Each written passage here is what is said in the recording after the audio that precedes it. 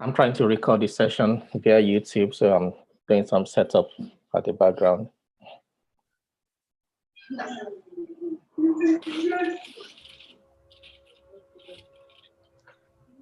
I'm trying to record this session via YouTube, so I'm.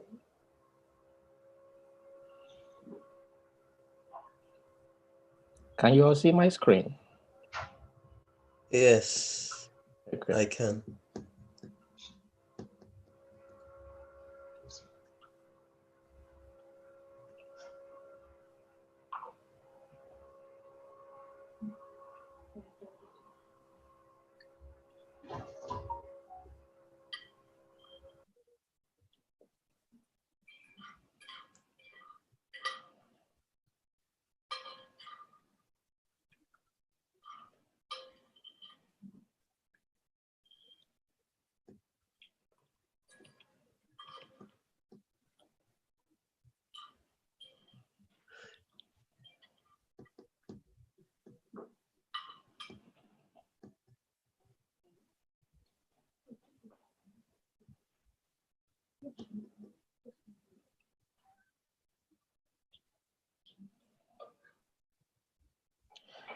It's good to see a lot of people keeping to time.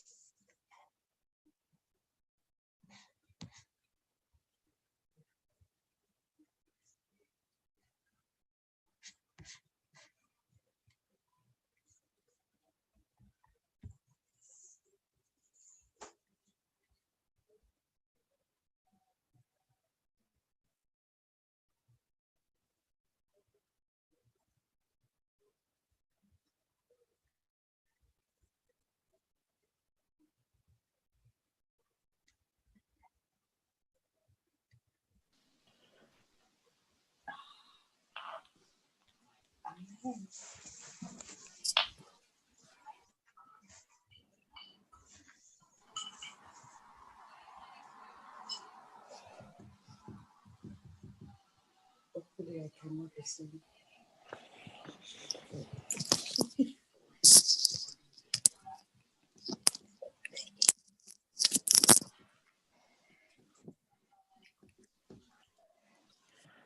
Okay, so because of time, we are not going to wait for people. I think they can join. I'm recording so we can circulate the video at the end of the session as well. Thank you very much, everyone, for taking time to join. I'm hearing some echoes, so if you can please mute your video and session, that would be great. Thank you. Can everyone hear me okay? Okay. If at any point in time, if there is any technical issue, you can just send the chat and then we can look at what the issue is and try to fix it.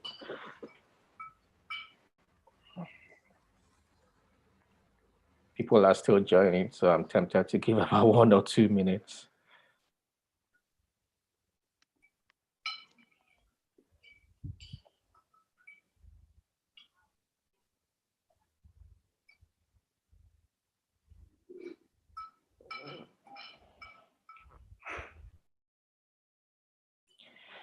Okay, let's start.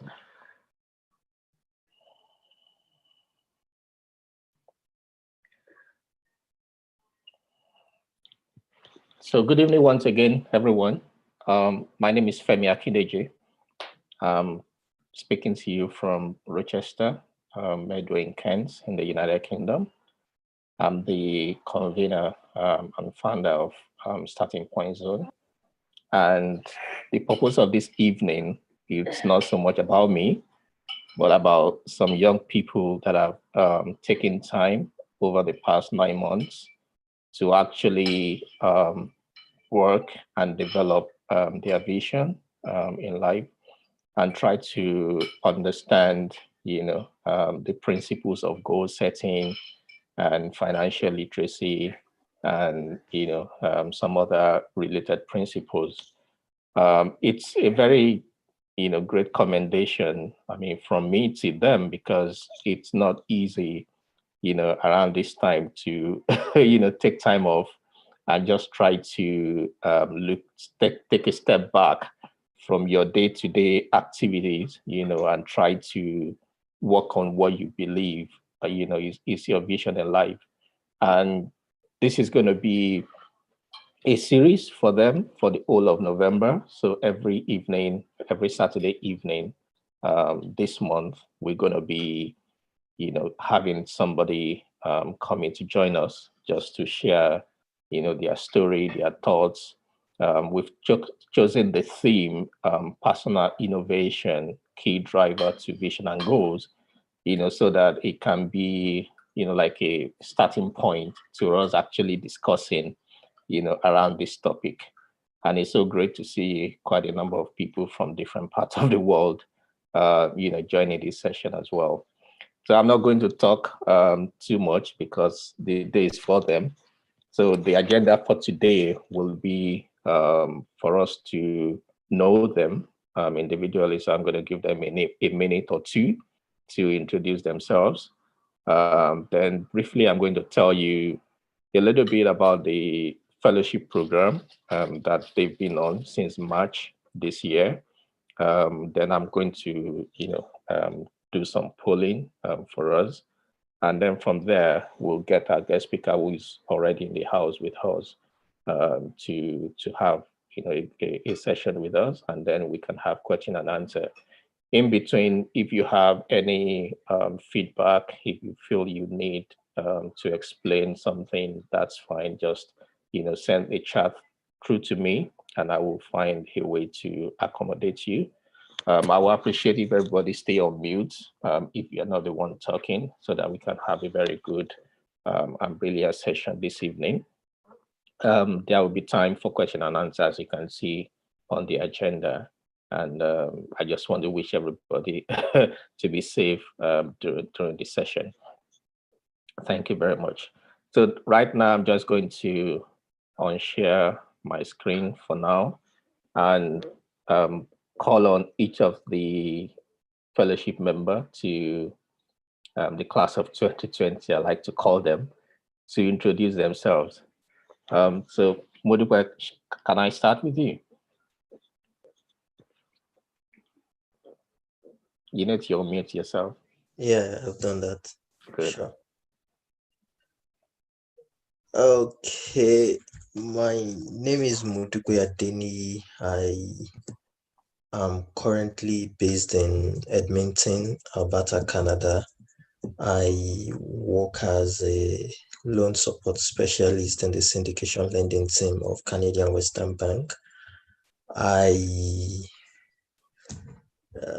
have 2 degrees in economics, and I'm working on another one in information systems assurance. That's more about me. Yeah. That's fine. Thank you very much. Bumi, should I come to you next? All right. Good evening. My name is Olubumi Arologun. A graduate of economics. I currently work with Union Bank as a credit underwriter. I am married with children, with kids as well. Thank you, Bumi. Who should I go next? Sandra, are you up?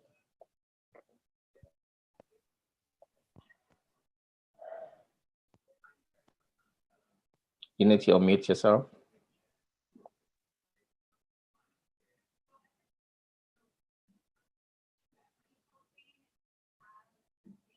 I did that. Can you hear me? Okay, we can hear you now. Can you hear me? Yes. Hello? Hello, Sandra, we can hear you now. I'm Sandra Olise. Okay, my name is Olise Sandra, a graduate of computer science. Okay, my name is Olise. Can you hear me? Yes, we can. Go on.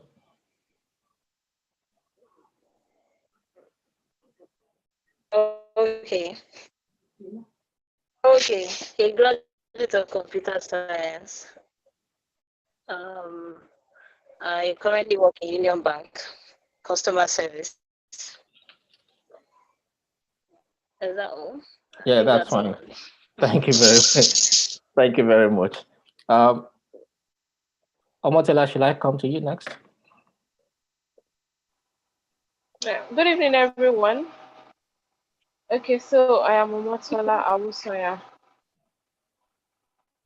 I'm a graduate of biochemistry. I have about 8 years work experience especially in the field of human resources. I currently work in Custodian. It's an investment company that has interest in insurance, property holding, trustees, and pensions. I'm currently in Lagos, Nigeria. Thank you. I can't see Adewumi in the room yet, so shall I come to you, Samson?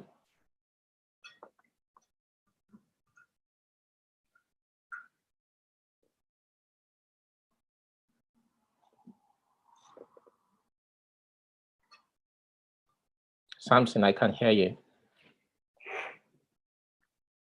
Okay, for me, shall I come to you? Hello, everybody. Good evening.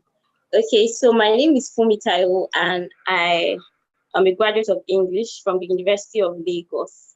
I'm a recent graduate, and I have about 3 years experience in the nonprofit space, specifically in communications. I think that's just about it. Thank you. Thank you.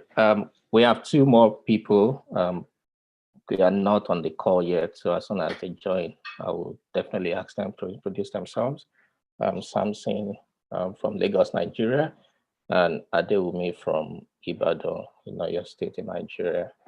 So, but we can at least proceed from here.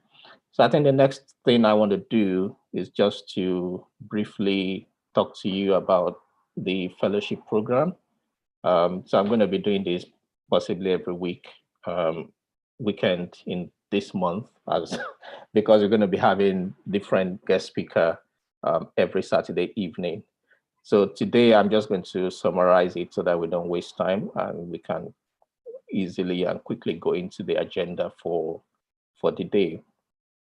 So I'm going to share my screen again, if you bear with me. So the starting point zone in itself is just an idea or a dream that I have and that we are currently building and implementing. So I've got quite a number of people working with me on this initiative, and hopefully it's going to come to the expected destination very soon. But the key component of the whole starting point zone is this fellowship program, and it's an idea I've always had since I was I was growing up back in Nigeria, trying to navigate the career world, the professional world, and just having that conflict of, look, what exactly is my vision in life, vis-a-vis where situation and circumstance kind of found me. So because if you want to look at it, most of us or some of us would like to do something different than what we are doing at the moment. So that conflict has always been there. So I've always cherished, a place or an avenue where I can actually have a conversation around what's going on within me. Yes, you can go to church, they can teach you, different principles, vision, goals, and et cetera, et cetera. But very few will provide that avenue for you to actually sit with somebody and actually have conversation around what it means for you as a person, different from, a generic preach that you have from the podium. So I've always thought that at some point in my life, I'm going to possibly make that happen for people. And the target will be, people that are just starting their career or at the middle of their career, either as a professional or as an SME, or possibly even young graduates that are yet to, get into employment, or they are not in education, or they are not in any training, just to find their level as to, okay, where best am I placed? What are my giftings? And what are the things I want to do in life? And maybe at some point we can also extend to the final year students, of university, depending on the capacity that we're able to build. So in a nutshell, if you can see this slide, the fellowship program is divided into three main aspects. So this class of 2020, the pilot class, they are the first class that I've taken through. Some of the elements we were able to cover very well. Some of them we weren't, but it is just the way year 2020 has decided to prove itself. So the first and the main section is the practical training and discussion. So every evening, every Saturday evening, for about 6 or 7 to 8 weeks, we went through, block by block, the different aspects of vision and goal setting, what it means for them individually, what they are working towards. And then we moved into fundamental principles of financial literacy. So this month will be the third cardinal aspect, where we are bringing guests to talk about innovation. How can you innovate yourself as a person to achieve, your vision and your goal?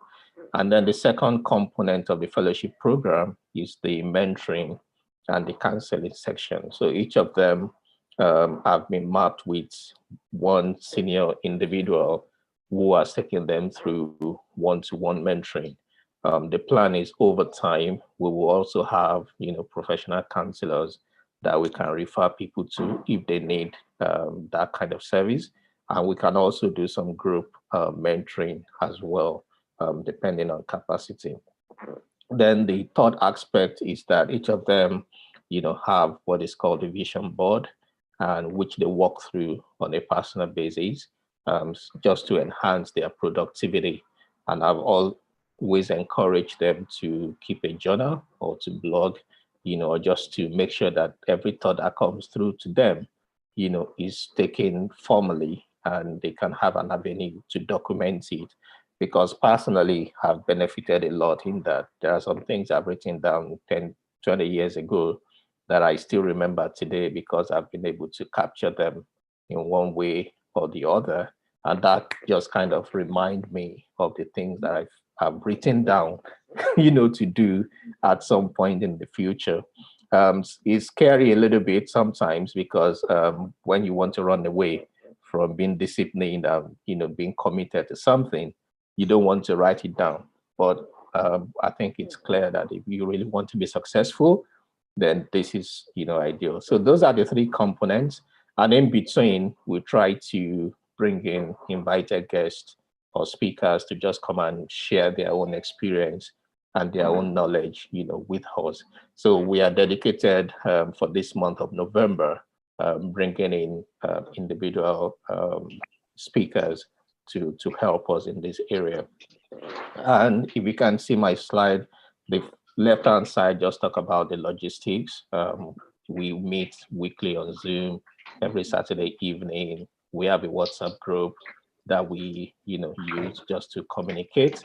And in terms of our vision, what we are looking at in the future is that possibly we will get to a point where some of the members can have placement or work experience arranged for them. We can have volunteering opportunities where people can actually go and exhibit their skills to volunteer. We are thinking also about what comes after the fellowship program. Is that all of them belong to a membership club, where they can actually continue networking and relate with each other. I'm still hearing some news. I'm still hearing some background noise. I'm not sure who needs to mute themselves. Please, can I just ask everyone to mute themselves? Thank you very much. So in terms of next phase is for them to keep on networking with each other under the umbrella of SPZ Members Club. So if you go to our website or yourtrinidad.com, the tiers of membership are well defined in there. So hopefully in the future we can start using our individual skills to produce digital magazine, organize conferences and things like that. So those are the plans. But for today, I think it's just to celebrate them, for putting in that time to complete this year's fellowship program. I mean, this is some of the values and principles that we try to observe. Dedication to what they do, respect for each other, confidentiality, so that people can be free to discuss what it is that they want, and also each person needs to contribute. And it's been very refreshing for me as a person to listen to all of them, for the past few months, and see their growth within that period as well. So that's all I'm going to say. The last weekend of November, I think, is an open day. So if anyone wants to know more about the program, then that would be the ideal day that we can have conversations and you can ask all the questions that you can ask. Because I'm not the one you came to listen to today, I will say let's start, bringing our guests into the foray. So I'm going to ask Fumi Taiwo to please introduce our guest speaker, and then he can straight away take the floor. Okay, thank you very much, Mr. Femi. Please pardon me. I plan to use a video. I plan to do a video call, but that's presently not possible where I am. Okay. So I think I need to give a bit of a backstory before I introduce Mr. Oladokun. So I got in touch with Mrs. Omotola earlier in the year because I was basically a confused human being. So I was just coming out of a depressive state. I was diagnosed with clinical depression sometimes last year, and then I spent about 8 months doing nothing, just recuperating. And during that period, because I wasn't used to not doing anything, I applied for a master's scholarship, and I expected to hear from them around April. I got a response and it was negative. And for me, it was like I had planned my life around that. I would have taken that rejection very well if I wasn't in that vulnerable state. But thankfully, I think it was what led me to Mr. Femi and the SPZ Fellowship. So I got in touch with a mentor who in turn connected me to Mrs. Omotola, and she did her best to help me gain clarity. We had conversations, and to be told, she did a fantastic job. I volunteered to help her with something at some point, and then she messaged me out of the blues and asked if I was interested in a mentorship fellowship. And I was very open to it because, of course, I needed whatever resources I could get at that point to get through whatever it is I was, going through. So, funny enough, the applications period had long passed, and the SPZ fellowship was supposed to kick off that very day. So at this point, I think I want to talk about how we always need to have somebody who is willing to help us get, into certain places. And then Mr. Motala helped me with that. And I think I did a great job getting a seat at the table for myself. So during that period, we were taking, I think we took different sessions on vision and goal setting. We just had a lot of conversations, and it was interesting to see everyone being vulnerable. I think the fact that we didn't have a large number of people contributed to how well it worked. So I think after an initial period of 3 months where we all met, we were assigned to different mentors, and I got assigned to Mr. Dele. I remember that in my goals on the list of my goals for my mentorship relationship with Mr. Oladokun, I mentioned that I wanted to. It was something that had to do with career and being very ambitious and all of that, which was fine. But at the end of the day, I was totally blown. So I came into this mentorship fellowship as a different person, and I'm living to an extent, there's this new aura and there's this ease. And I think I need to help put in perspective the kind of value I have gotten, through this mentorship fellowship. So Mr. Dele is, okay, so let me start with reading his profile. I'm sorry, I'm taking a bit of time. Please pardon me. Okay, so Dele Oladokun is an accomplished development communications expert and an entrepreneur. His 20 years plus professional career spans across international organizations, private, public sectors, with experience in strategic communications, media and public affairs, including the NNPC, the British High Commission, and the World Bank, where he led several projects. Presently, the lead consultant CEO of Ysage Limited, a communications consultancy firm he founded 7 years ago. He holds postgraduate qualifications in communications from the CIPR London, UK, and the entrepreneurial enterprise from Humber College Institute of Technology, Toronto, Canada. He's happily married with 2 children. So let's make welcome the man who I have learned life-changing stuff from. I mean, I can't quantify the value I have gained in the past 4 months or thereabouts. And I hope that we are able to get something solid from this session that is going to facilitate right now. Thank you very much.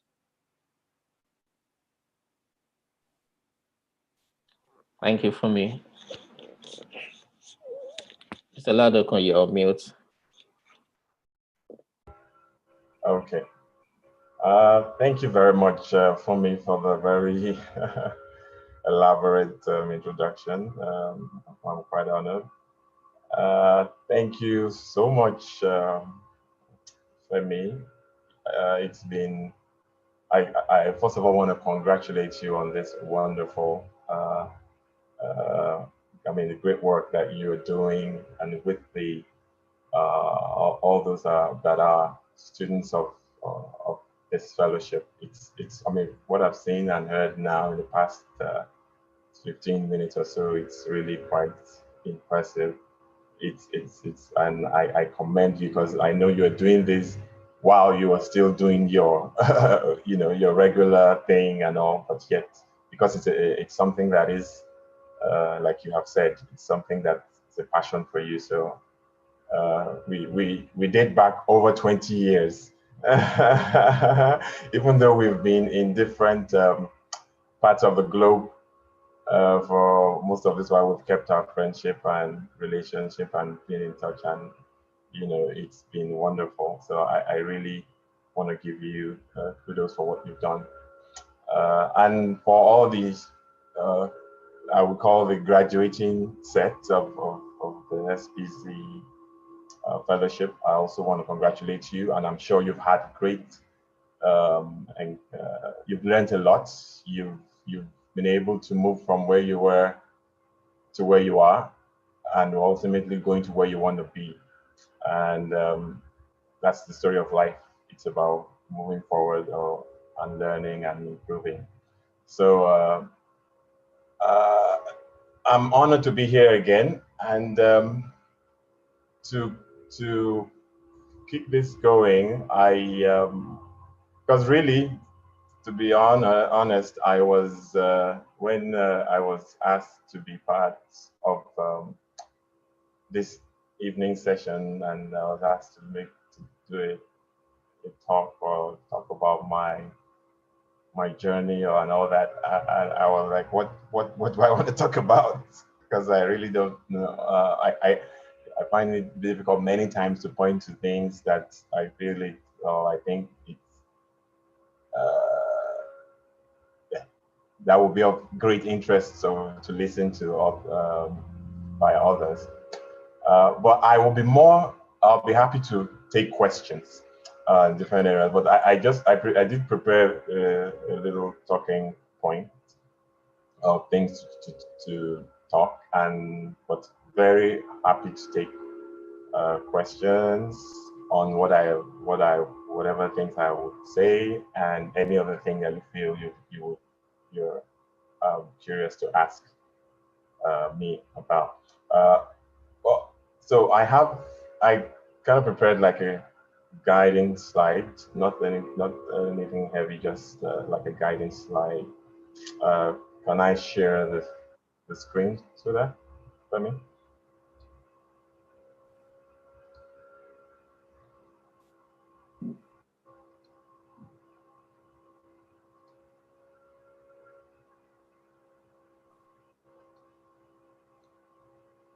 Just let me know when I can do that.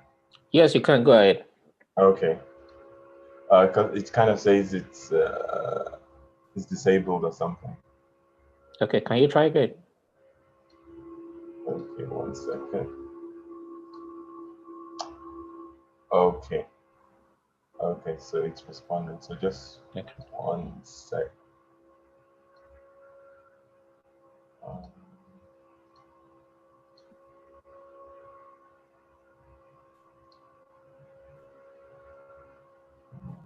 One second.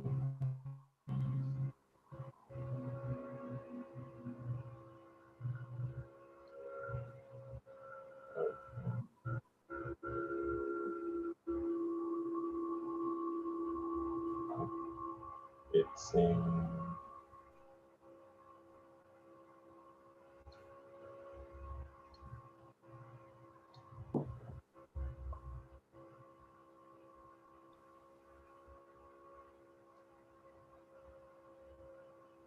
Sorry, I'm not even.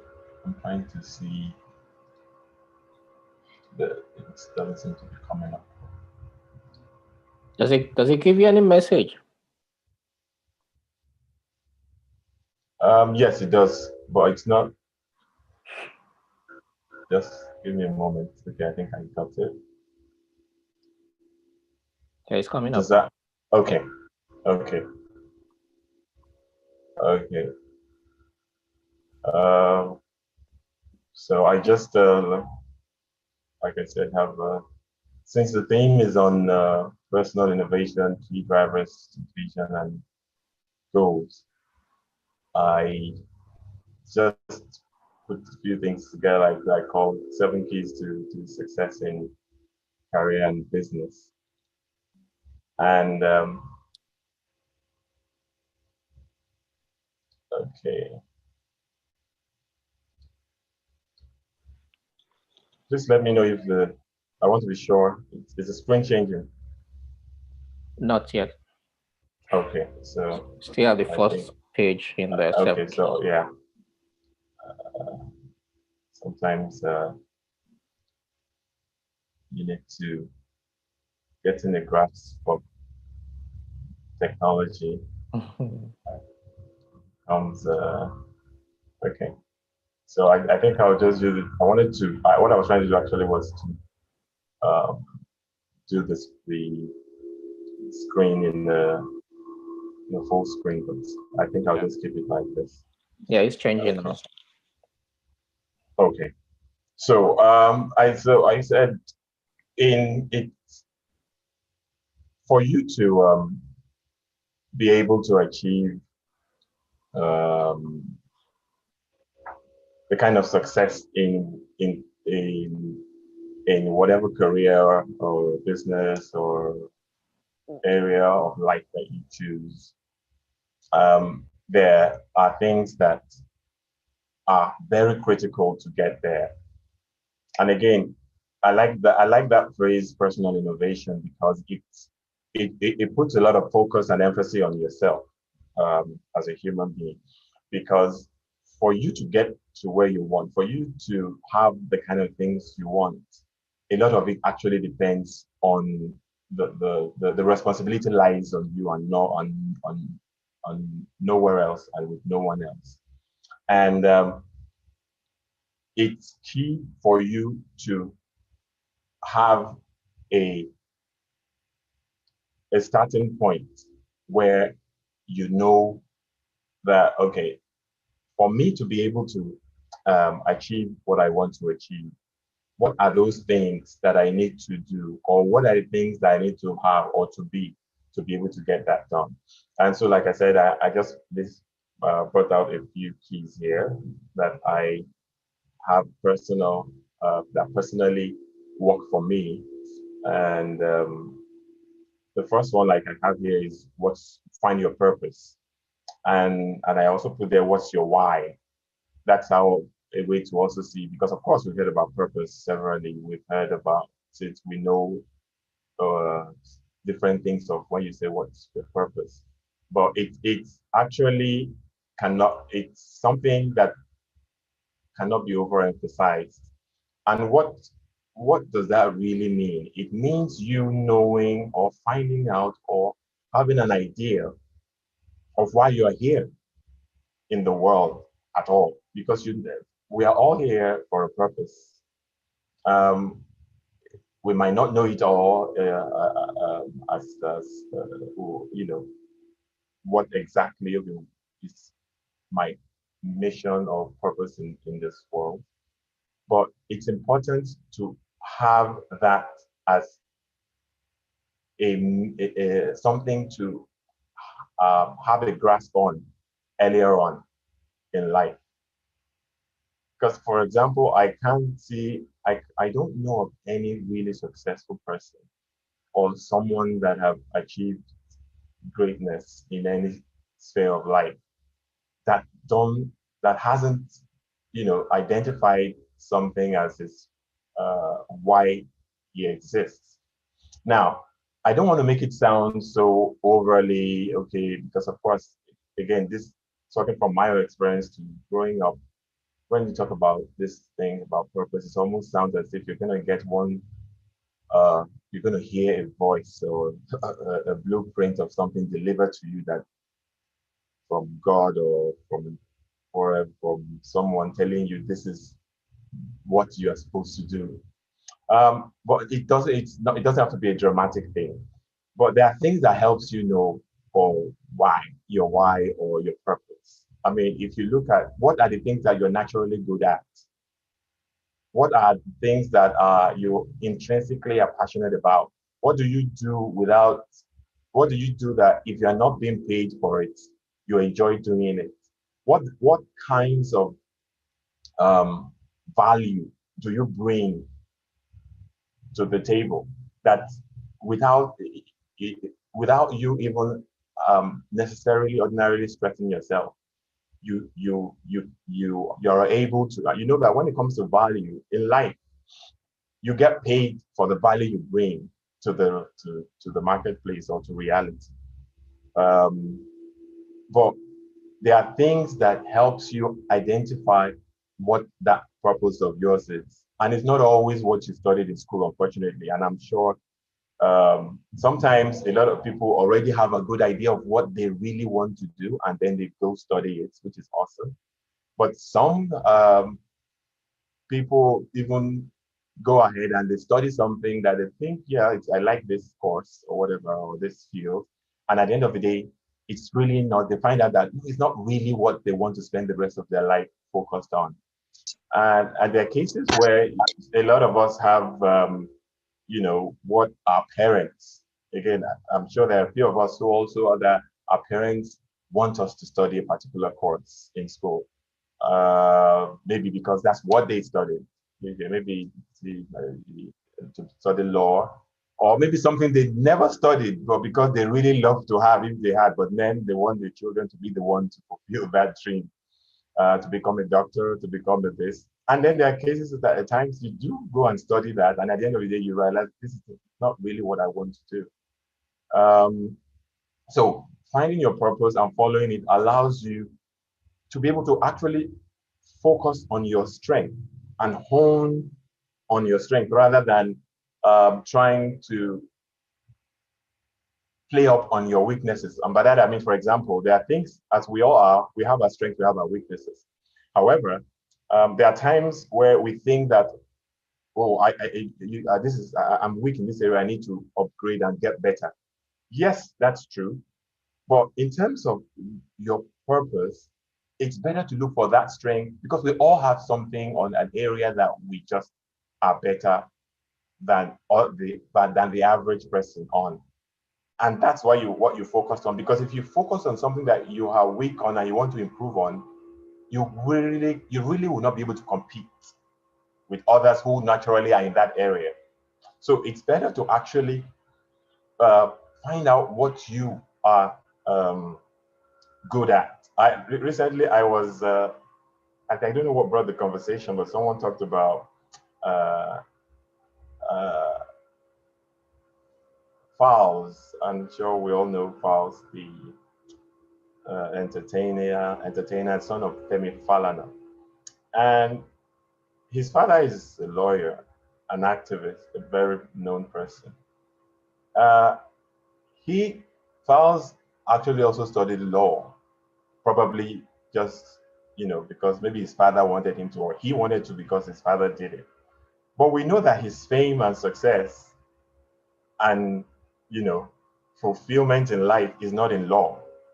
He likes to make people laugh. He likes to be an entertainer, and he also has the activism in him. But my point is, he found out his own purpose and did not say, okay, because my father wanted me, or I studied law, that's what I have to stick my head on, throughout life.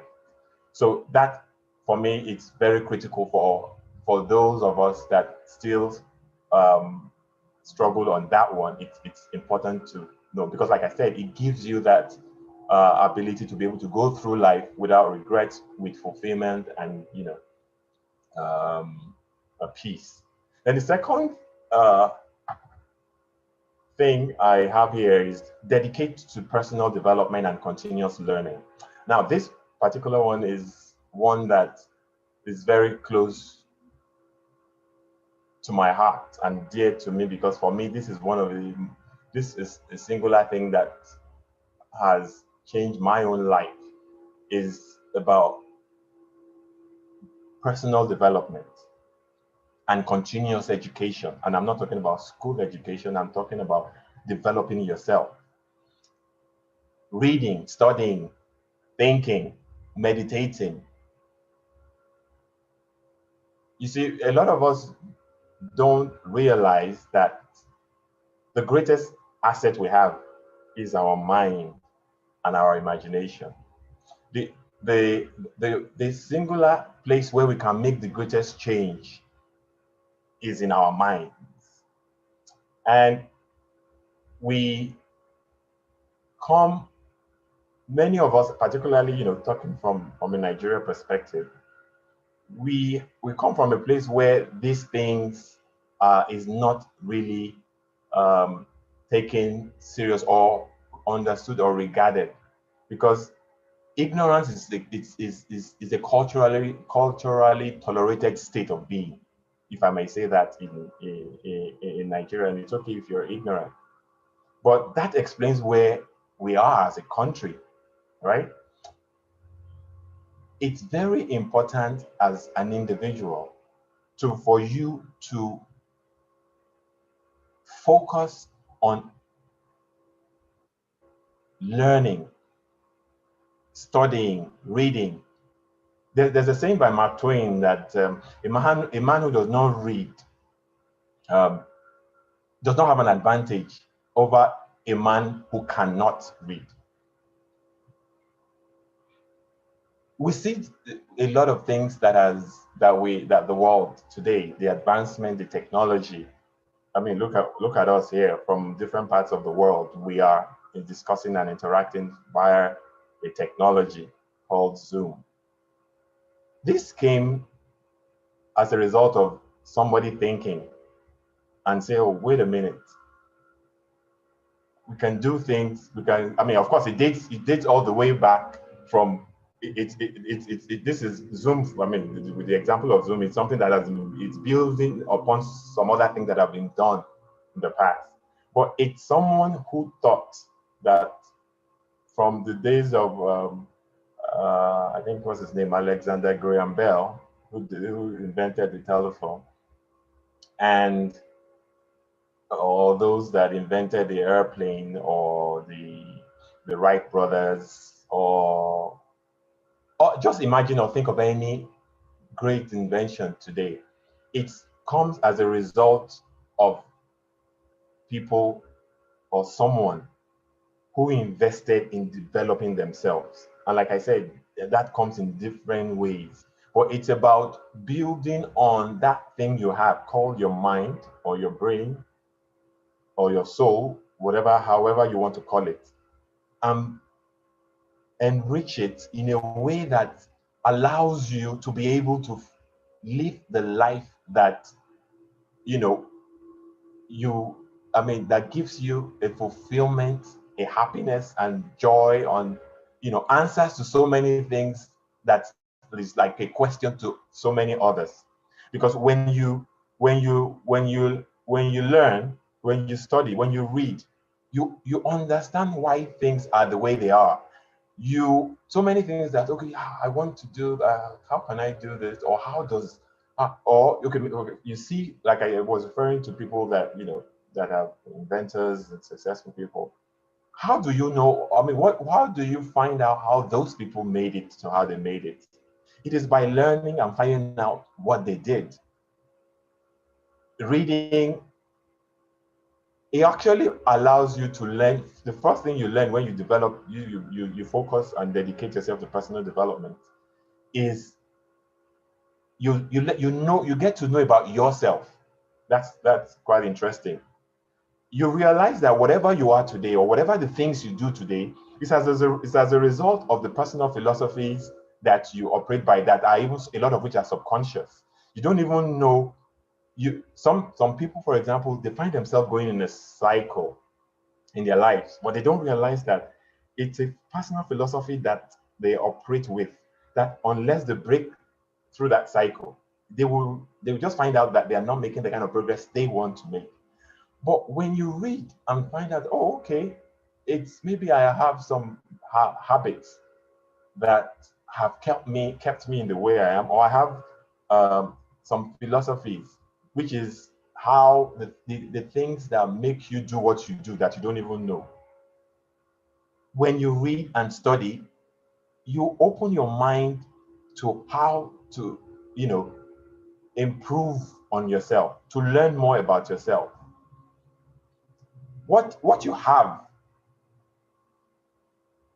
I think there's this. I'm trying to remember a particular quote. It says, "What you have at the moment, you have attracted by the person that you have become." Meaning, the person you will become tomorrow will be as a result of what you have tomorrow, or what you have today. After now, if you know. So what you have before now determines who you are today. So who you become tomorrow is as a result of what you have, which is the knowledge, the information that you take in, and the philosophies that you imbibe. I don't know of any successful person in, I mean, whatever endeavor or field that is not a reader or a learner. I dedicate myself to reading biographies, reading stories of people that have succeeded in a lot of fields. And I see trends, patterns that I see is, follows these different people, even though they're in different fields. I realized that, okay, this same thing, even though this person even probably lived 100 years ago, this person today, or this person in another country, but there's something that kind of brings them all together and explains why they are where they are today. And again, all this comes together when you dedicate yourself to personal development. Because from there, you're able to create self-discipline. You cannot succeed or become a person of value if you don't have self-discipline. It just doesn't work. There are things that you need to, do. So like I said, it's our mind is our greatest asset. It is like the factory of our life. And you know what it is? Well, there's a phrase of garbage in, garbage out. What you feed your mind is what you deliver. So if you put treasure in, treasure out. So if you do not pay enough attention to personal development, you have already limited what you can be or where you can get to. Because a lot of people, oh, you procrastinate, okay, I will do this, I will do that.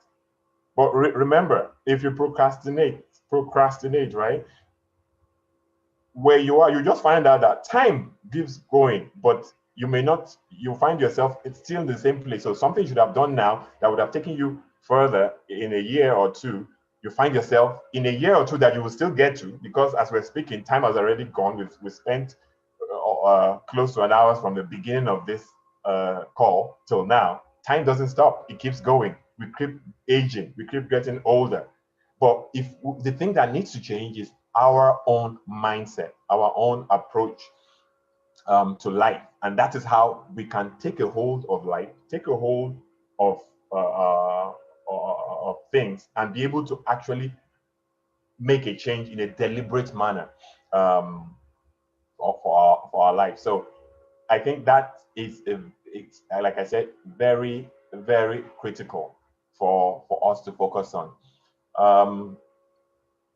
Then I would, okay, maybe I'll talk more on that as we go on, because someone else. So, and then the third thing I have mentioned here is self-belief. Now, this is like a follow-on on what I've just talked about, because self-belief is like the confidence in your own abilities, in your knowledge, in your own judgment. Now, it's funny that this sounds like a no-brainer to believe in yourself, but a lot of people don't believe in themselves. A lot of people just again, because it's a determinant to where you get to, or the progress you make in your life. You see two people. One feels that I can do anything. He just believes that, yeah, whatever comes my way, I can deal with it. And someone else feels that, yeah, I mean, I'm okay, but there are some things it's not for me, or no, it's no, this should be for somebody else higher than me. And to them, they might think they are being humble, but it's just because they don't believe in who they are or where they can reach. If an opportunity comes to them, they are afraid that no, this is not, this can be for them. And remember, the way you think, what you think is what you attract. If you don't think you can achieve something, if you don't think you can get to a particular level, if you don't believe and be confident in who you are, you most likely may not get to those levels. It's just the way it is. That's why, again, you see in life, you see things that seems, in quote, seems to be unfair. You see a lot of people who are at levels, at heights of achievement or positions in life that you would like to, you would definitely love to be, but you see them as these people, maybe in terms of their qualifications or whatever, they they should not, you think they shouldn't have gotten to that level compared to others who you think are more qualified. But it's probably because that other person was more daring. I remember I was listening many years ago, and I took that thing to mind. I was listening to I think it was an American preacher, Joel Osteen. He said, where if anyone comes to you and asks you for to that, can you do this? Please, I need someone to do this job for me. Can you do this? He said, without thinking, just say yes, I can do it. Even if you can't do it, say yes, you can do it, and then go back and find how to do it, or look for someone who can do it, and then so that you can, at the end of the day, because that's how entrepreneurship is. A lot of entrepreneurs, they don't do or can't do a lot of things that they venture into, but they are daring enough to put their resources and time and effort into that area and get people who are skilled at that thing to do the job. But because they have a bigger picture view of the whole thing, they get the resources, and they pay off the person that is probably more qualified than them, and they get the bigger chunk of the thing because they believe in themselves, not in their education or their degrees, but in themselves. Because nobody has, I mean, it's a common saying we hear, nobody has two heads.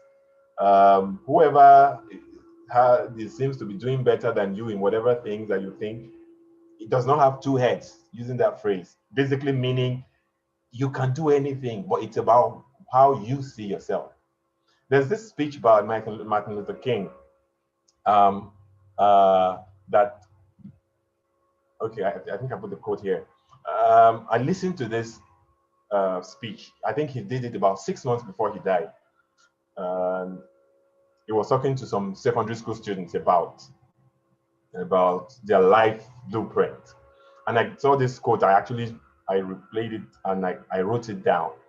He said, number one in your life blueprint is a deep belief in your own dignity, your worth, your own somebodyness. Don't allow anybody to make you feel you are nobody. Always feel that you count. Always feel that you have worth, and always feel that your life has ultimate significance. I mean, again, for me, it struck me because it's so true as to what separates successful people and those that are not. It's not by the amount of degrees or education of how well you can speak or anything. A lot of it actually has to do with your self-belief and what you see, how you see yourself, and where you don't put a limit to where you can reach. That itself gives you access, because when this opportunity comes, your confidence and your self-belief goes a long way in allowing you to achieve or get to the things you want to get to. Then a follow-on on that, but more specific, is developing skills and competencies that enhance your career path and business. Again, these are things these are things I believe you all know and all follow. But it's important, particularly if you're in a career that require for you to be able to separate yourself, for you to be able to stand apart from others, be able to move up and move higher. Never shy away from developing your skills and your competencies. Is it in a new language? You need to get the second language, get a certification, learn an art. But you must be such that you are able to tell yourself that I will put my ultimate best. I will be the best in this field that everybody else wants to be. Because again, I want to come back to the point I made earlier towards the beginning, that we're talking about self-innovation, and you need to put a whole lot of focus on what you do in order to be able to give you that edge that you want. And it's important that you don't take things like that lightly. But I won't um, dwell too much on that because, like I said, I believe this is something that we all probably are already doing. Don't shy away from developing your skills and competencies because it's very important. It's part of continuous learning. And so the fifth one is set goals for yourself. Goals, again, and from what I've seen, this is a major area of the SPC fellowship. So again, it's something you're already doing and you know about. Goals, set goals, and I heard Mr. Akindeji mention it earlier, which is what write them down. It's so crucial. Now, this is an area that I was never really good at. You know, I'm not good at writing. I wasn't good at writing things down. I'm better now, but still not as good as I should be in my book. But it's so crucial, setting goals.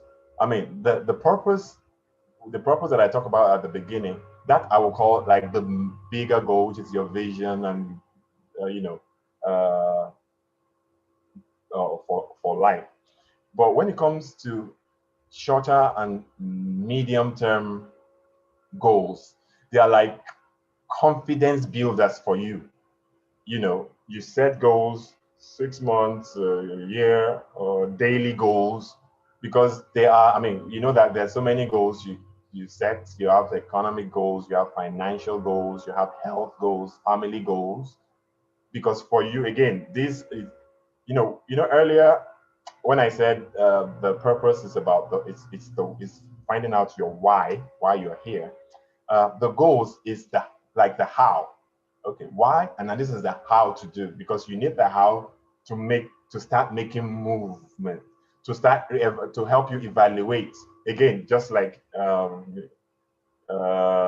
we were told earlier, that by doing such things, you're able to see where you are. That, oh, okay, and this I said I was going to do this. How far have I gone with it? So if it's health goals, financial goals, where are you? If you're saying you're going to do focus on, let me give example myself. I give goals about my health, about the exercise. I like to, even though it's never convenient to do exercise, but you put yourself on a regimen of, okay, this is what I'll do on a daily basis, or per week, I'll have to do so and so. Or is it in terms of, investments? You set goals, whatever area, because that helps you to measure where you are and helps you know where you are from where you were yesterday and how you're moving in the course of your journey. And always celebrate your achievements. Whatever little achievements you make, celebrate it, so that you are able to, it motivates you, encourages you to keep going. Rather than, but a lot of people, again, they don't set goals, but what they do is they hope. They hope. Everybody hopes. The poor hopes. And that should tell you something. But the future does not get better by hope. No, it doesn't. It gets better by a plan. And that is a quote I got from Jim Rohn. Everybody hopes. The poor hopes. He said, but the future does not get better by hope. It gets better by a plan. It's just, again, it's not rocket science, but the truth of the matter is, I want to still refer to where most of us come from, which is the culture that we grew up in. It's a culture that these things are not really being celebrated or practice so much. So, but again, it should tell us, it should explain to us why we are where we are. Because you see, life, when you expose yourself to a whole lot of knowledge, you find out that so many things in life is not a secret, it's not a mystery. It's only a mystery because you didn't know. But when you know, you now realize that, okay, so this is how this thing works. So if I do it, if I do this, I will get this. It's not, you just don't wonder, oh, how does those countries, right now I'm speaking to you from Toronto in Canada, and you see how the system works, and you're like, you shouldn't go in being a mystery that why is this, why does the system work? Um, I'm not worrying that, oh, they're going to take the lights now, or different things that we normally regularly complain about. But it's because people had thought of, do you know that the resources that a country like Canada has is not, in fact, if you look at it well, Nigeria has way more resources than Canada. Yet, as in natural resources, human resources, but they are not being developed and tapped. But other countries that are regarded as developed countries are called developed countries not because of anything they have better. It's because of how the individual people there have been able to build themselves, build their minds, and build their thinking in a way that has helped to build their own community. That's the only difference. There is no difference. It's still the same world that we're in. There is nothing different in the trees, in the land, the ground, in the skies, apart from maybe weather. But there is nothing different. It's just how the people run and operate. And of course, all this dates back to such a long time that we think we are, cursed, But the truth of the matter is, these are little things that doing them are the things that actually makes the difference or makes a change as for you as an individual, because the whole thing starts from you as an individual first before it transforms or transfers to the bigger picture of the country. Now,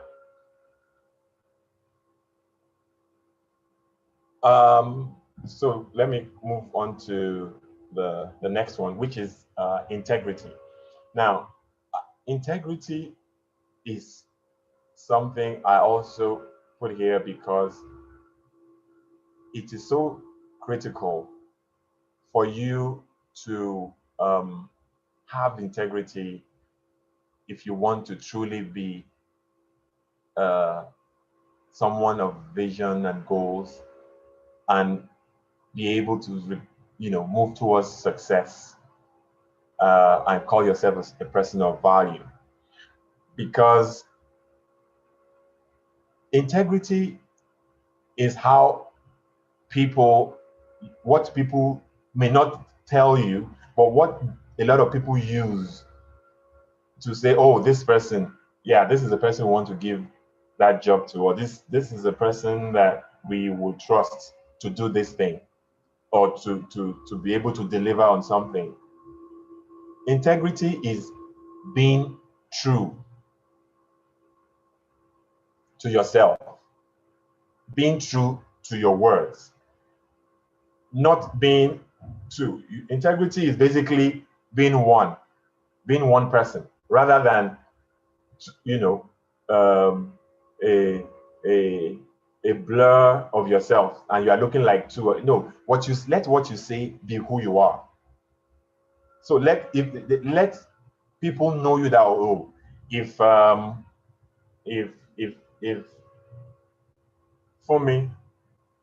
sorry I mentioned your name there. If Fumi says she will do this, the people around her goes to rest that, oh, she said she will do it because we know that's how she is. Not that she said she will do it and say, please keep watching her, reminding her, because from what she did from what we know of her in the past, when she says she will do something, she won't do it. That integrity pushes opportunities away from people. That at the end of the day, they may not even realize that it was their lack of integrity that has kept them where they are. And they will keep praying or thinking that some people or things are against them. No, it's probably because you have not shown or proven yourself to be a person of integrity, and therefore things happen in the way that has not been to your favor. So it's important that we make integrity who we are. So the other part of integrity, defining integrity is also to say being able to be vulnerable, be willing to be vulnerable, because you are showing that even if you check me without me being in quote at my always on at my best, you still see me that I am who I say I am. So you don't have people can rely on you. People can depend on you. Saying one thing and doing another thing is a poor reflection of one's character. And by doing this, you are losing, valuable relationships because people see all of this kind of thing. So that's what I'll see on integrity. And then finally,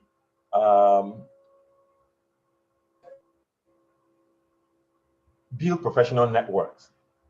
I regard this as also something very important as we move on in our careers and profession, and trying to find our bearing on what we want to get ourselves engaged in, because it's just a principle of life. We as human beings, we are not designed to thrive in isolation.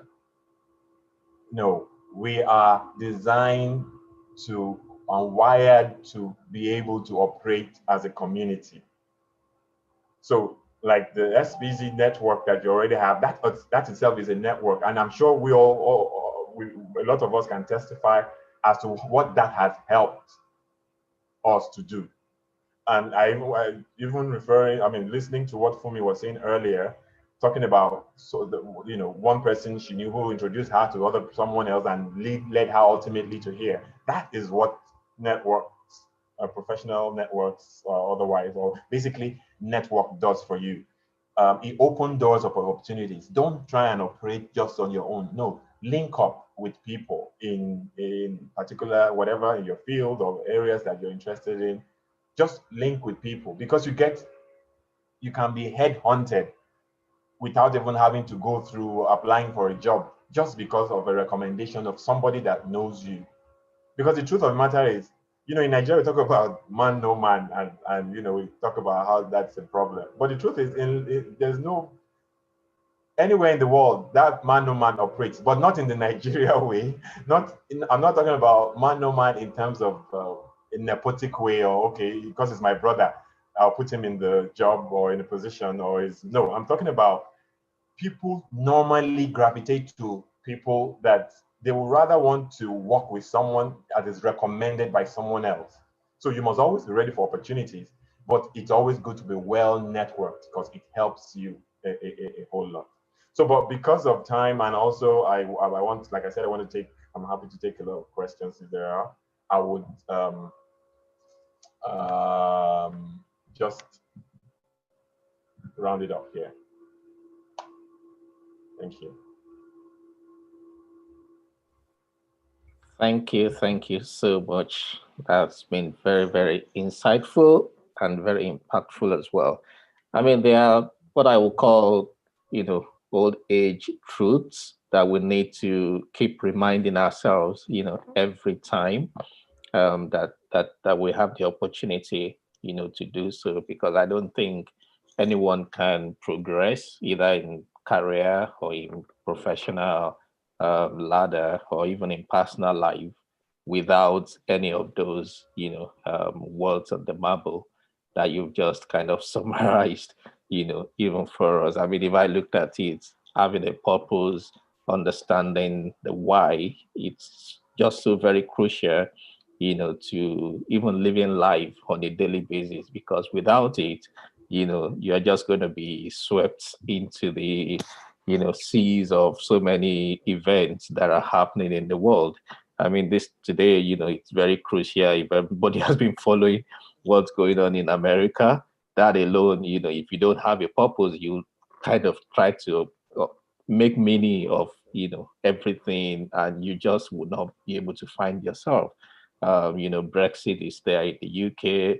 In Nigeria, they just went through NSAS, protest and, riots and so many things happening. So each day come with its own, challenges that if you don't understand really why you here, it's just easy to, go along with anything that happen on a daily basis. And by the time you wake up, a lot of years have passed, and you just be asking yourself, really, what has happened? So dedication to personal development and continuous learning. I mean, that's just, it's something you cannot do without. Even if you're a CEO of an organization, this is very crucial, because the markets are not the same.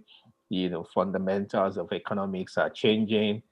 Currencies are being devalued. All prices are not the same as they were, a few years ago. So if you don't continue to, catch up with the knowledge of today, not of yesterday, you just be nowhere to be found.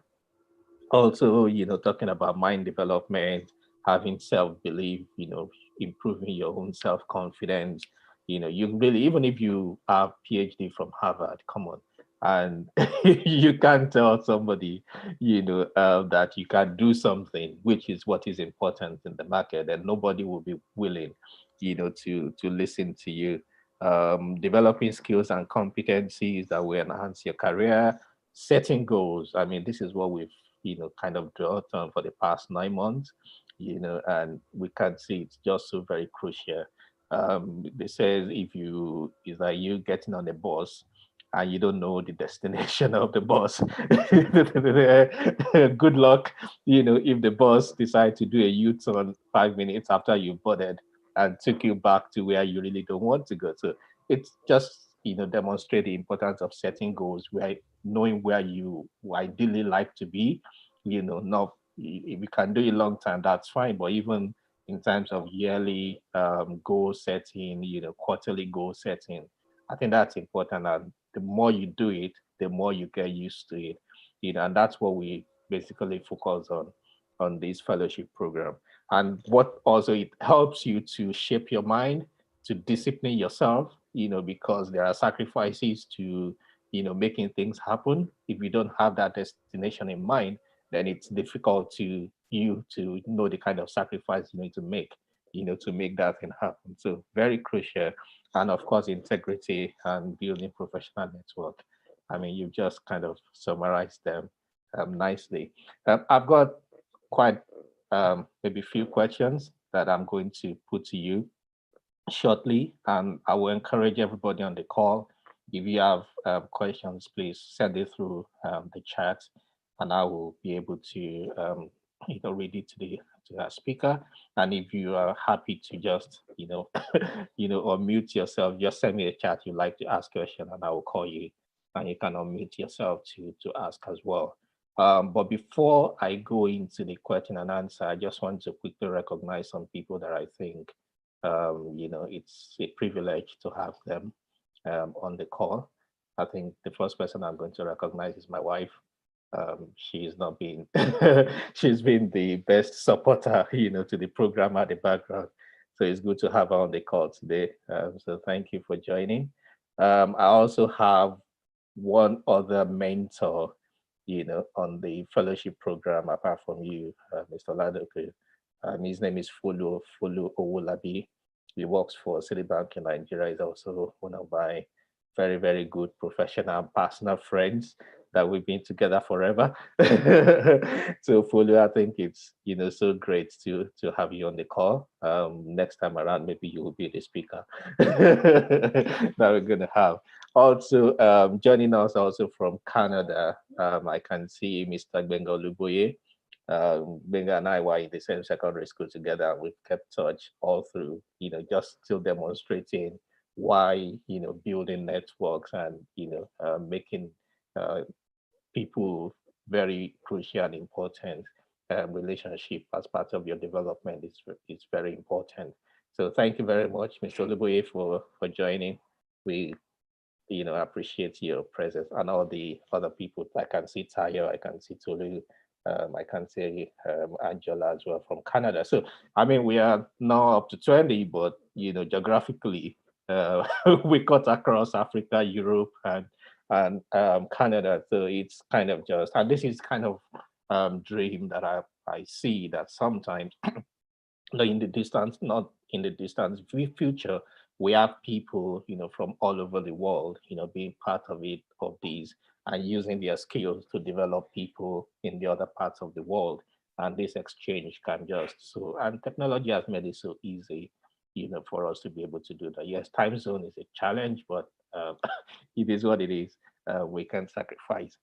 So before I go straight into the question and answer, I want to do a bit of a poll just to the 15 people online. It's just like 5 or 6 questions. So if you can just quickly answer, and then that will be fine. So I'm launching the poll now. Then you should see it in your screen. So if you can just pick your responses, just to gauge, where we are individually, where we are.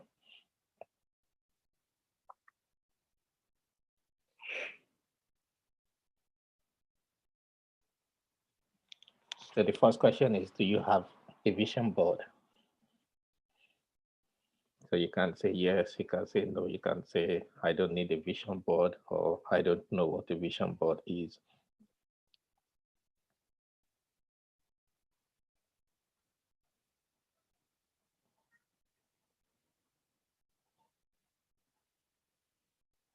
Can we start to vote now because of time?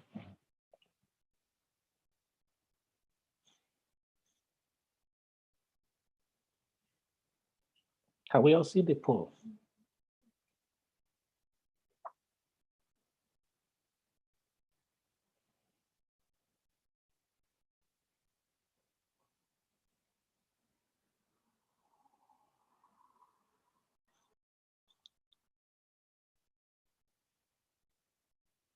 So you can chat me if you cannot see the poll.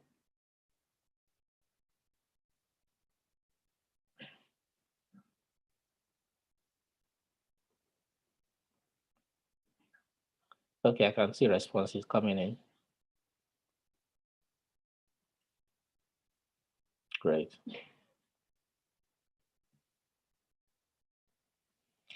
Second question is, do you set goals and how often? No, I don't set goals. Yes, annually on January 1st. Yes, quarterly. Yes, monthly, or yes, anytime I feel like. Third question is, have you ever shared your vision with anyone, individually or with a group? Have you attended any training on vision and goals outside a religious environment?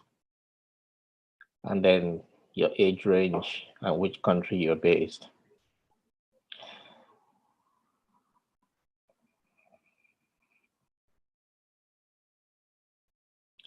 I'm going to 2 more minutes, and then I'm going to close the poll. I think I have 10 out of 14 people. Who are the 4 people that are yet to, or maybe it's a technical issue that you cannot see the poll?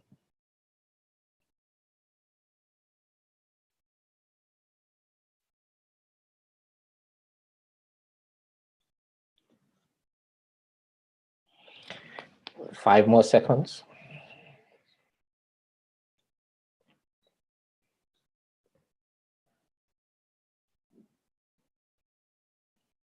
Okay, I think I'm going to stop it because of time. I've got 71% response.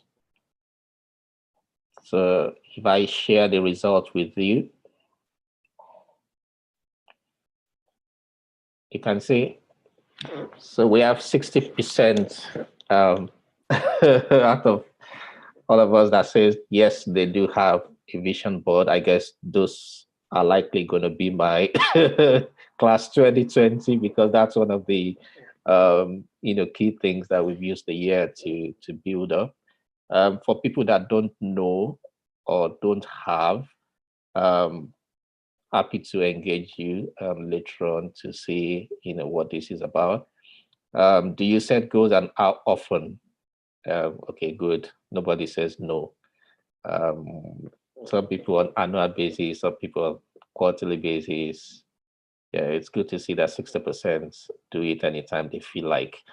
Um, Anytime you feel like, might not really be. That would be my first question to Mr. Oladokun, whether this is something we should be doing anytime we feel like, or something that needs to be, periodically and set, so that there is a pattern, to it.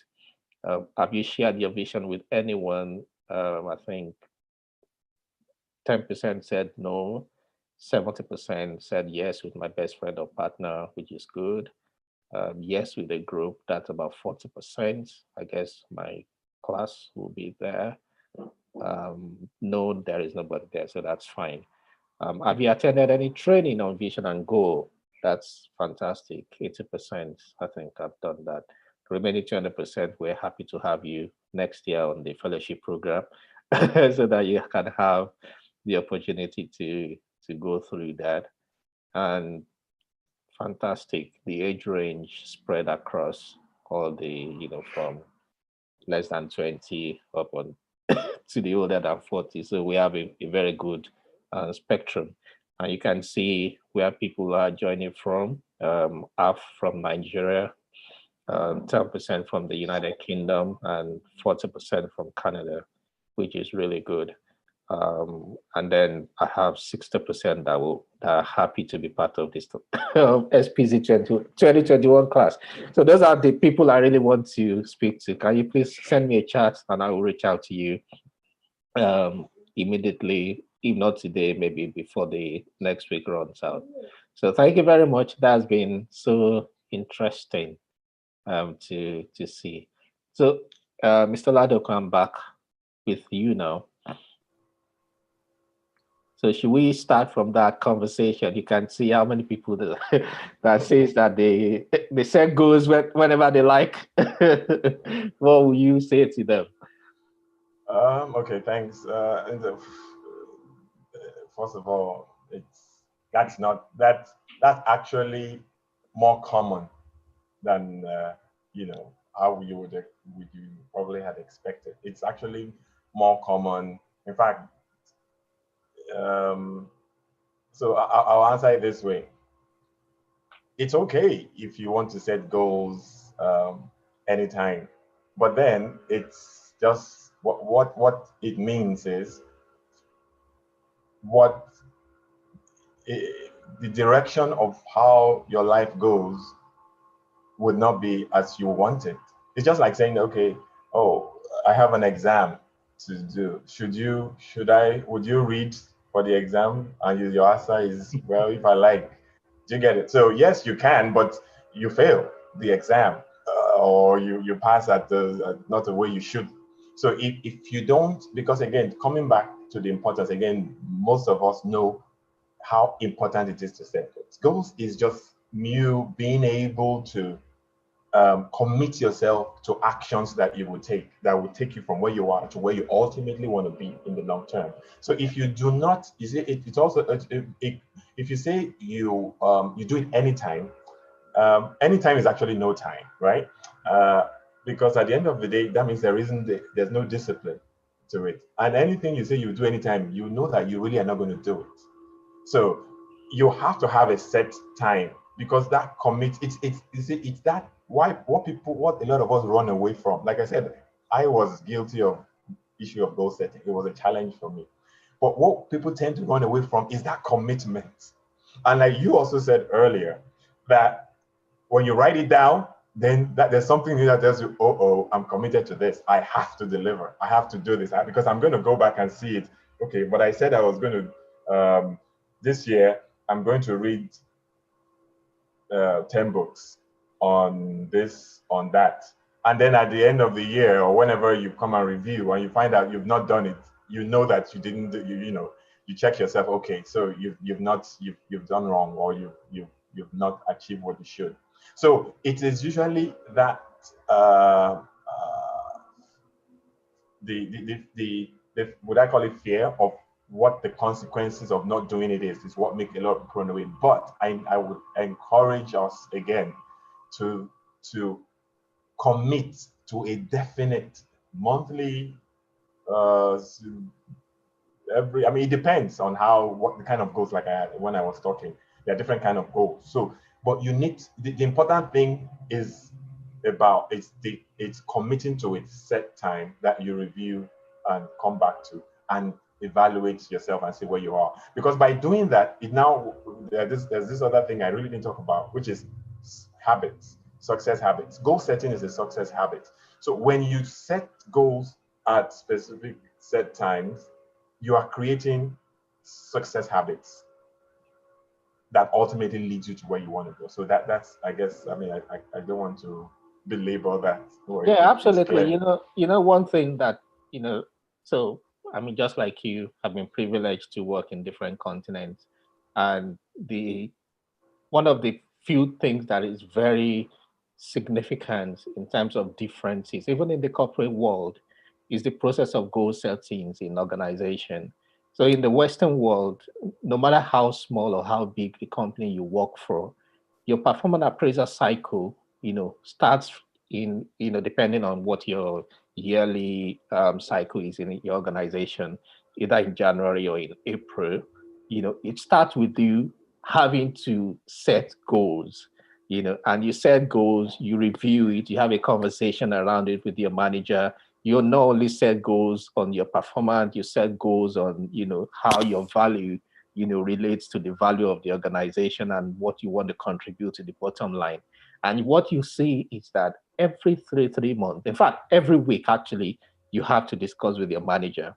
But every 3 months, you have to formally review those goals and put, like do a written appraiser, and you now wonder, these people don't succeed overnight, just because something happened. It's because everybody have, their contribution is being written down. Everybody tracks it. But, working in Africa, yes, the theoretical appraiser cycle is there, but the way we do Never it followed. is just totally different.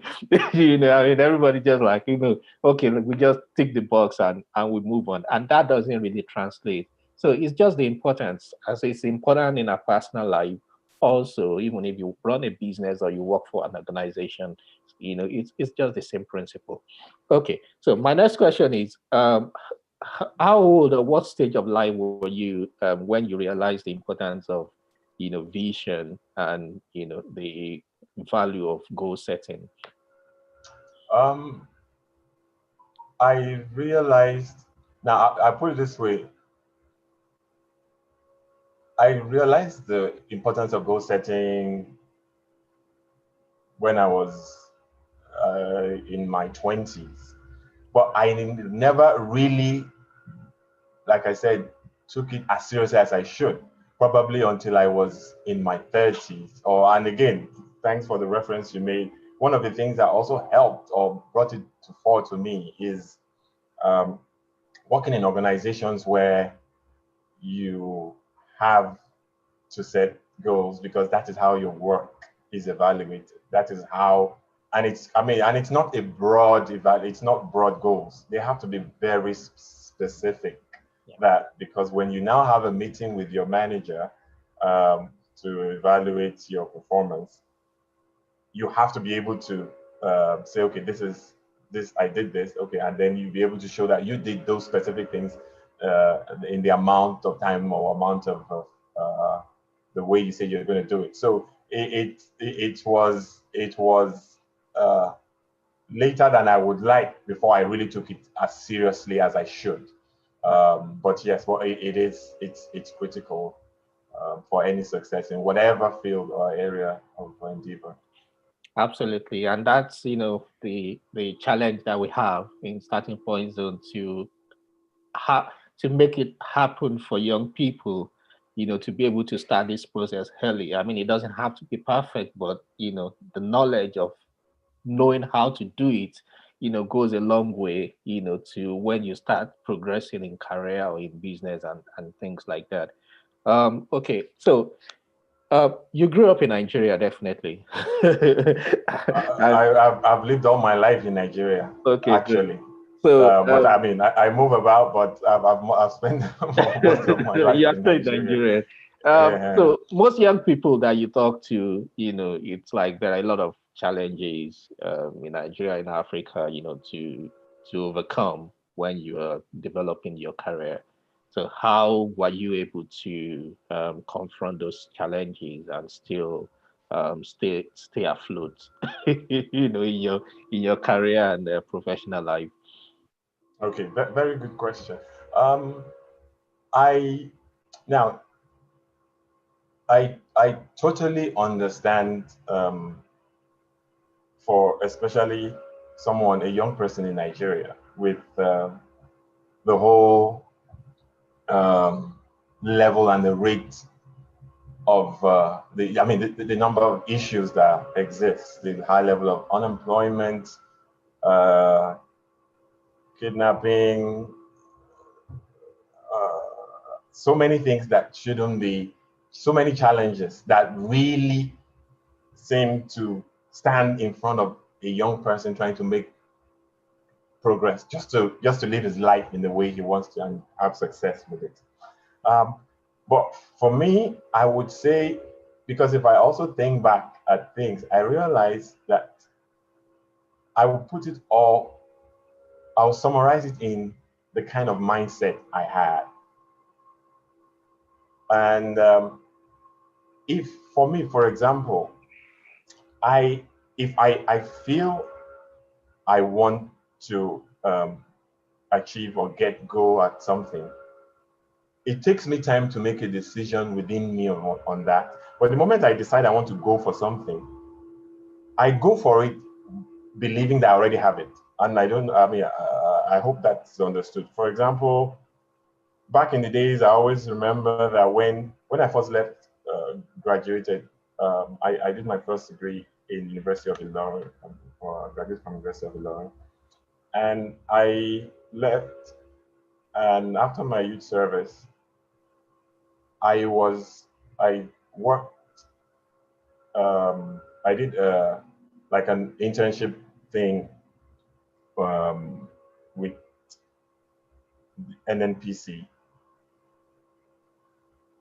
But it was because it wasn't a very, it wasn't a full-time position.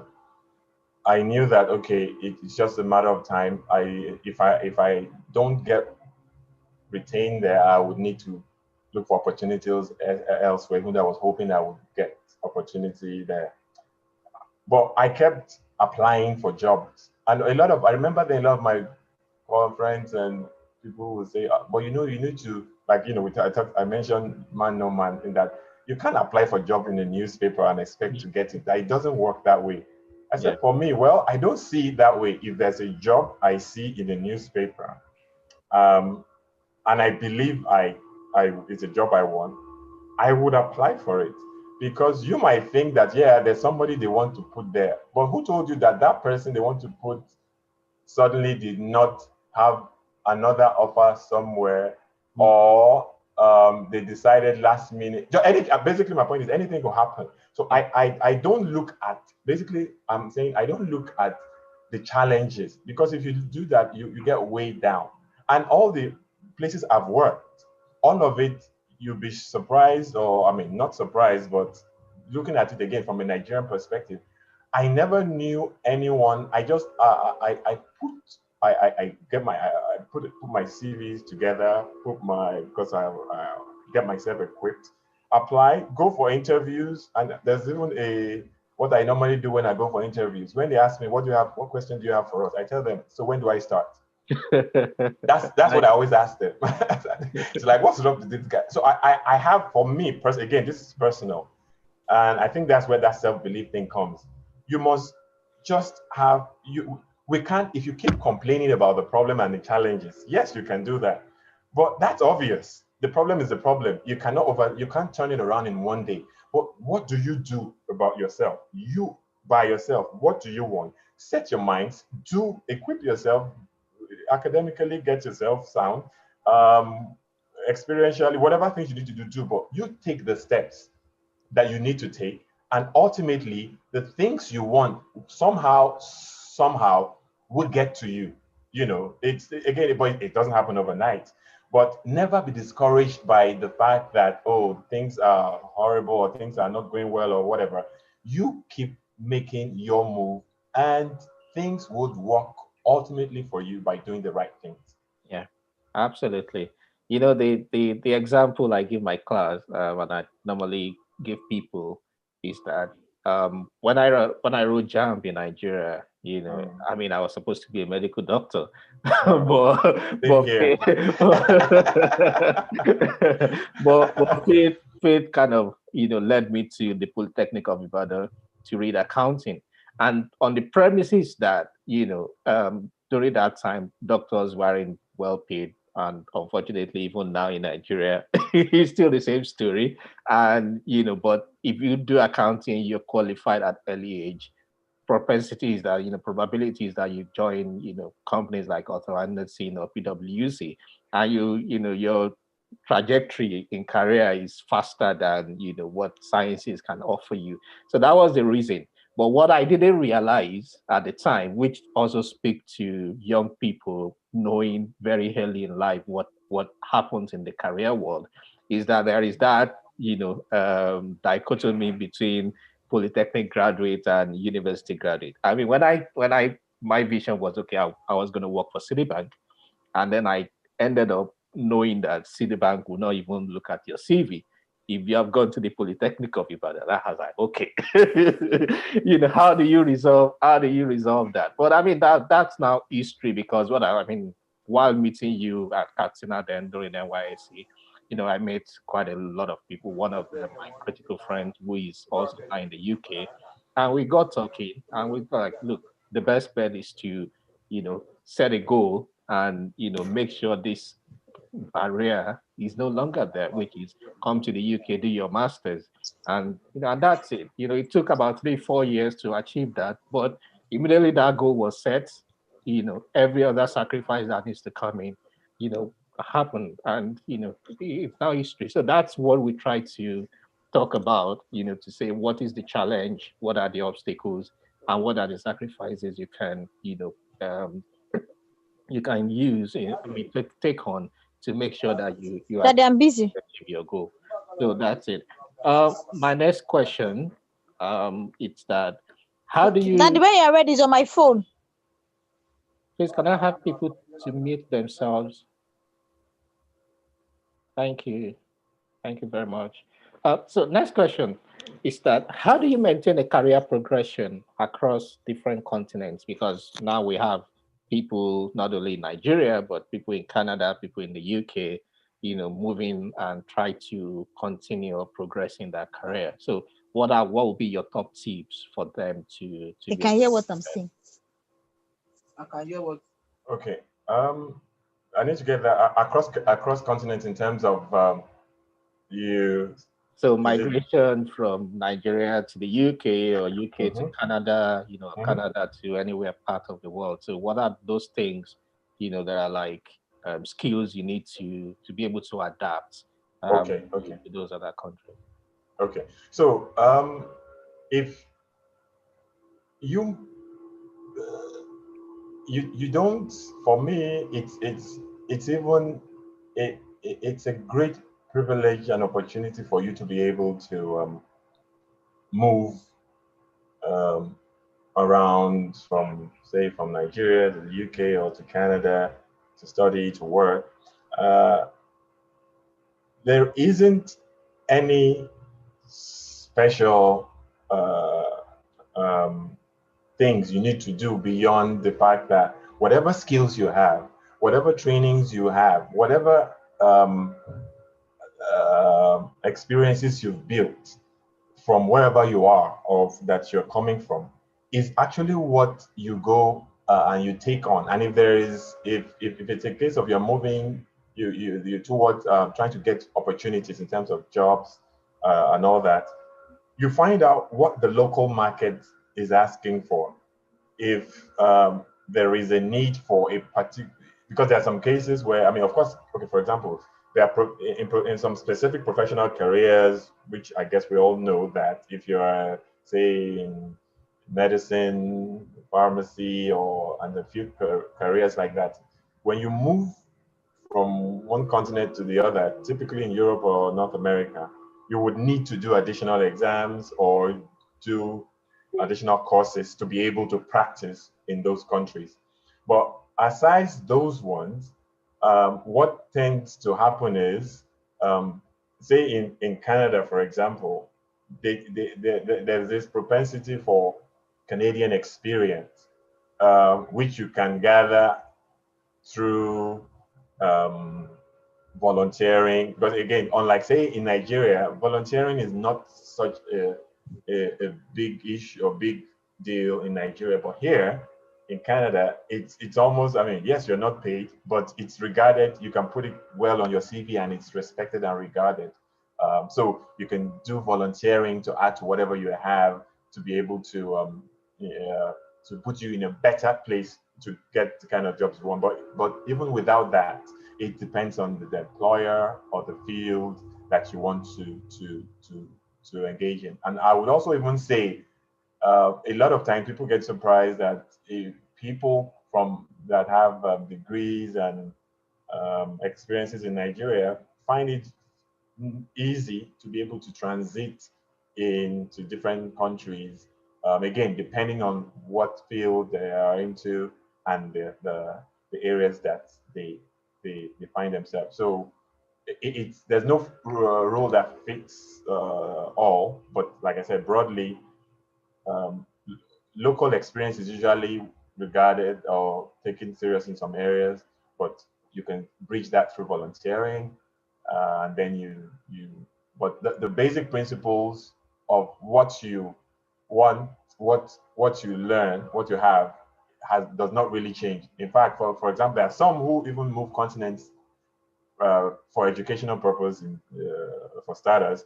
And with that, you even find out that, okay, maybe you've gotten a degree in Nigeria, you come to Canada to take do further studies, you realize that, oh, you are even at a better state than some others because the kind of drill and the process you've gone through in Nigeria puts you, because you now find out that, oh, the way the system or the education goes, it's even easier in quotes, if you know what I mean. And so you are able to go through the whole process better because it's more it's more the opportunities and the way it's set up, it's tweaked to your success.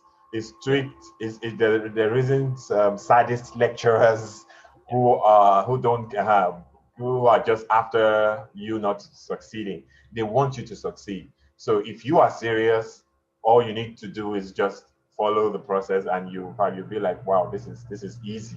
Again, if that is if you're comparing it to how the process from where you were coming from or how what you had to go through to do when you were in Nigeria in either a polytechnic or a university, and now see that okay, it's different here. So yeah, but there is no barrier. Basically, that's my main message. Um, for you transiting from one country to the other, that can stop you to achieve whatever you want to achieve academically or career or no profession. Not at all. And again, we do have a whole lot of examples of people who have made such transitions and made successes in their lives and profession. Yeah.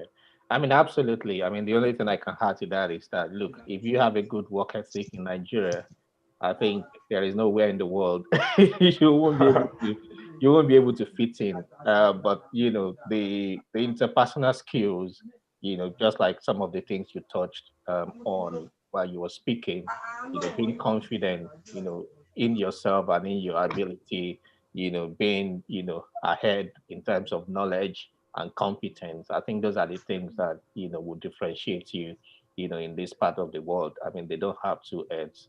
They only have one. So it's nothing to fear. If you have the opportunity, I think you should just go for it.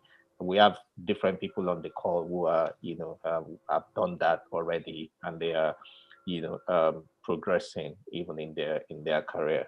I've got just one more question for you. If anyone have any question, this is your very, very last, opportunity to send the question through.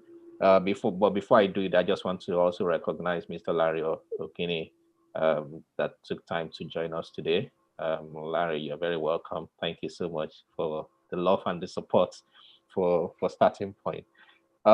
So my last question to you, Mr. Oladokun, is that um, how easy is it for you to transit from regular paid employment, professional line, to being an entrepreneur, and anyone that is thinking of taking that step as well, what would be your advice to them? Okay, thank you. Another great question. It's how easy is it?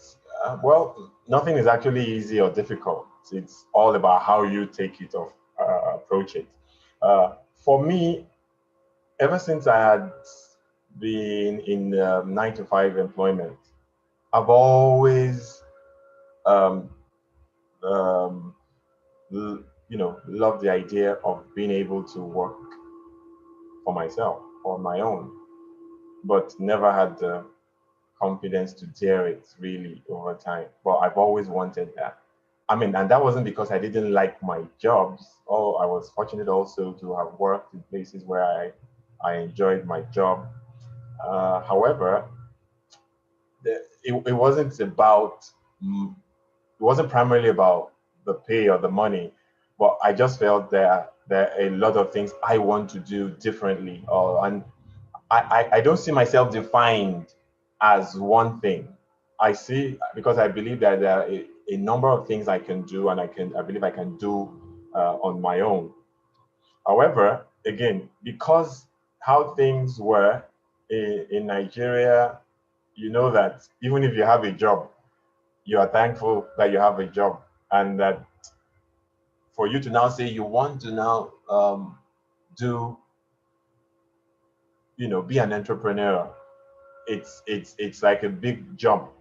But I would advise, for me, opportunity presented itself. Though I had before I left my paid employment, um, I had ventured into things that would, help me start business in things that I wanted to do.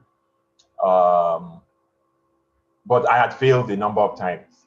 Because that's why I always tell people, if you caught that idea of doing business, and you currently have a job that you're doing, keep your job, please. But on the side, start doing something about what you're doing, and hopefully you can grow it that way. But I made a jump and decided that because like I said, an opportunity presented itself like a window for me, and that gave me even though at that time when I left my job, I had already started uh, a couple of things, and I already made plans. For example, I had already registered my business. When I left the World Bank to become a consultant, I had already set up my consultancy company. Um, because I had anticipated it, but it was still okay. Let's see how it goes thing, and then the opportunity presented itself, and I took the dive, even though my heart was in my mouth. It was a big jump that what if you have a great job in a great organization and you are leaving it to go on your own. Yeah, like I said, it wasn't for me. Fulfillment and happiness of what I want is more important to me, because what I have learned about life that is that when you want to reach at a stage in your life, maybe when you are in your 70s or 80s, and look back at your life and be able to say, oh, I didn't have regrets that I did that thing, or oh, I wish I would have done this. So I don't want that. Yes, and the time I left, like I said, if it was much earlier when I was still single, it's different. I had a family to feed, and how? What if it failed? What if it didn't succeed? There were too many what ifs. But I told myself that, you know what? I know that I'm marketable. I have qualification. I have experience. What I used to calm myself down was, you know what? I give myself 2 years. If this venture doesn't succeed within the time frame of 2 years, then I go back into the job market, and I believe I'll be able to get something. Again, this is self belief, and thank God it was quite interesting. My first year of leaving the World Bank, I even made more money than I did in my regular job. And but again, like I said, it was less of the money, it was more of the peace I had. I was happier with myself. I was able to do the things outside of even now the work or that brought money. I was able to do other things that I wanted to do. I was also able to dedicate myself to developing myself even more and open my eyes to even more opportunities for business and setting things up, which I'm, doing. So, but again, I need to put this caveat. It's not for everyone, but at least somebody asked. So obviously, whoever asked is thinking of that. So yeah, because we're all built made differently. That also I learned that some people just don't want to do their own. They want to work somewhere. They just love the steady and the regular job they have and that kind of life, and which is perfect because again, variety is the spice of life. But yeah, for someone who's thinking of that, do it. Try and do it. Do something on the side until it grows to a stage where you are confident enough that okay, even if I jump ship and dump whatever I'm doing, this I can nurture it to grow until it feeds me and take care of me and gives me the satisfaction of fulfillment that I want in it. So I hope Absolutely. that Yeah, answers that. very comprehensive response. Somebody, I think I've heard it before to say that everybody should have an entrepreneurship mind or mindset, whether you use it on your own as a business person or you use it in your job as a professional person. It's still the same, Yeah. kind of mindset that will kind of differentiate you, and make people recognize, the kind of ability that you've got. And I think that's what has just come through because you can do that transitioning because the mindset is already there, that can be used either way you find yourself, which is very impressive. Thank you so much for your time. To take a proper vote of thanks, I think I will ask Modukwe Adeni to help us, to do that. Thank you for the opportunity. Thanks, Mr. Oladokun, for allowing us to dip into your wealth of experience and knowledge to pick so many lessons of life. We really appreciate it. We understand that if we are meant to pay for this time, looking at your profile is not something that we can afford, some of us that we are part of this fellowship, but we thank you for the humility for creating time to share your experiences with us. We really appreciate it and we didn't take it for granted. Thanks so much. And regards to the family, enjoy the good weather. Thank you very much. I just also want to say thank you. It's a privilege, honored, and I just hope that at least one or two things have blessed us from the talk. And yes, I'll enjoy the very, very good cold weather. Thank Well, you. let's not talk about the weather so that some of us will not be annoyed. Yes, thank you very much. I think we are now at the end of the session. It's been very enlightening. And as I said before, this is the first weekend in the series. We still have next week the upper week and the last week scheduled. So next week will be hosting an entrepreneur, a photographer that I know that is based in Nigeria, Fego. She has a very interesting story that we can all learn from. So I will expect everybody, please, to be there. And please invite people, especially young people around you that needs to hear these stories and get encouraged and motivated to at least wake up every morning and work on their vision and their goal. And geography is no barrier. They can be anywhere in anywhere in the world. They are welcome, to join. So thank you everyone for your time this evening. Thank you so much.